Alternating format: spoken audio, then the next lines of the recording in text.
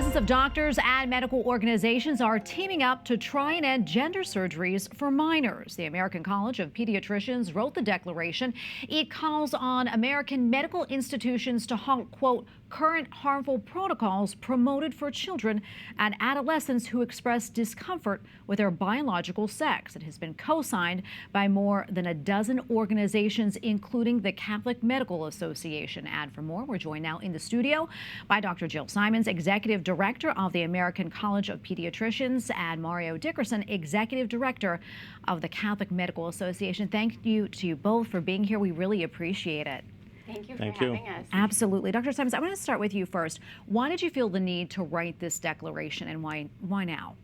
Well, the American College of Pediatricians for years has been sounding the alarm about the dangers of these protocols that our medical institutions and organizations are endorsing.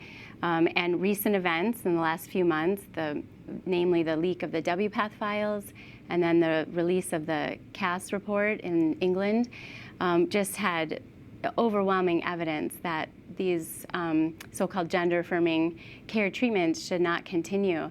And we thought that our colleagues here in the U.S. would take heed and also do the same and put a pause, but they've not. They've continued. And so we just came together as a coalition of medical doctors, organizations, and said enough. Yeah. Why do you think that's happening? I mean, why do you think this agenda is sort of still pushing forward despite medical evidence otherwise?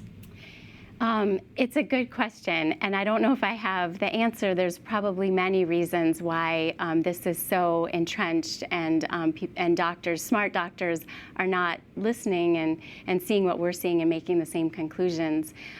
We know a lot of physicians are afraid to speak out because they're being reprimanded or threatened, even loss of job.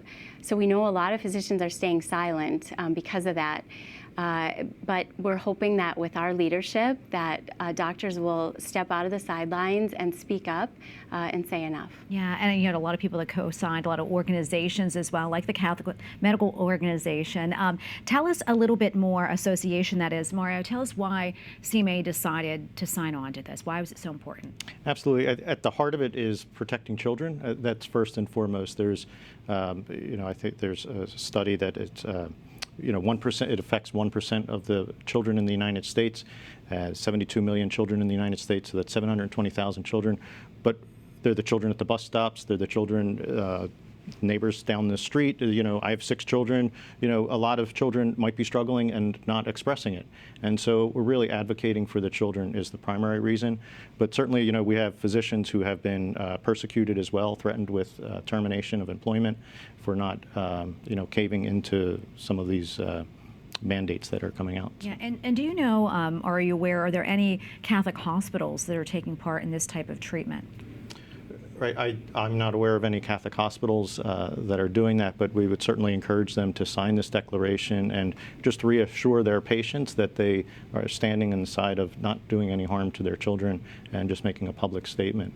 There's, I think it's, 10% of the Catholic hospitals in the United States in 1995, and in 2016 it's 16%. The hospitals in the United States are Catholic. So if the Catholic hospitals and healthcare systems were to sign on to this document, I think it would make a tremendous impact in healthcare in general in the United States. Absolutely, very important. Dr. Simons, what do you hope comes from this, and what do you think will happen if we don't sort of reverse course on this type of treatment for children? Well, I'm very optimistic. I have faith in my colleagues, pediatricians and physicians around the country, that we're going to do the right thing. I think a lot of people either are afraid or are, just not paying attention, and so this declaration is meant to get the message out there loud and clear. So I remain very optimistic that this is going to turn around. Yeah, and if people want to read this full declaration or get more information, how can they do so?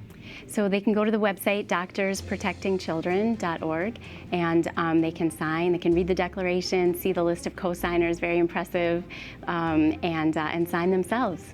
Okay, wonderful. Thank you both so much for being here and for what you both do. God bless you both. Thank you. You.